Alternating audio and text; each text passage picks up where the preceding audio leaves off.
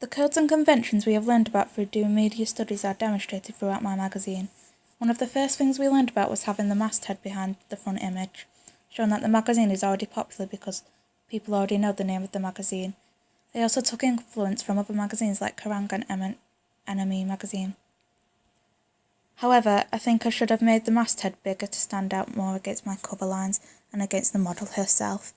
It was hard trying to position the photograph around the masthead because of the format the photograph was in, and had to sacrifice a big masthead in which I had initially planned for.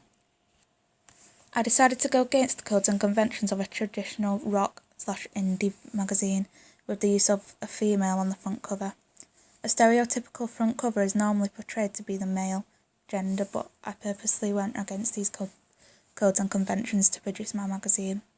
However, I did follow some of the codes and conventions by using direct mode of address and the use of an instrument on the front cover.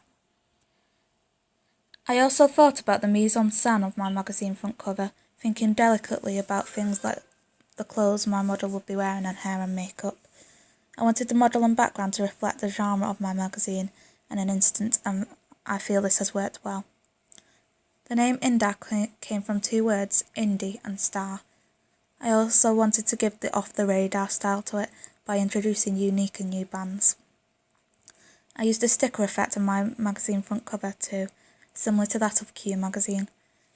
Looking back on my front cover, I think that I should have spread the cover lines out a little and used a more varied approach with the font and sizing situation. Overall, I'm happy with how my front cover turned out, but feel I should have spent more time on the little things like cover line fonts.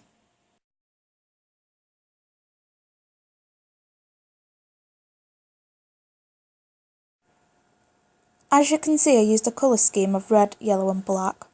I tried to be quite discreet with this as possible, rather than throwing the colours out onto the pages boldly. This colour scheme made my 3 pages relate to one another, and this was easier to spot.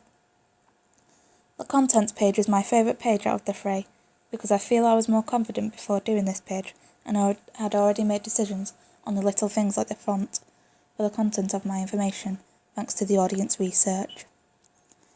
After finding a style of magazine I liked from Q magazine, I decided to do a similar layout. Obvious codes and conventions of a contents page include the title, page numbers, and it being formatted into regulars and features. I included subscription information in the top right of my magazine.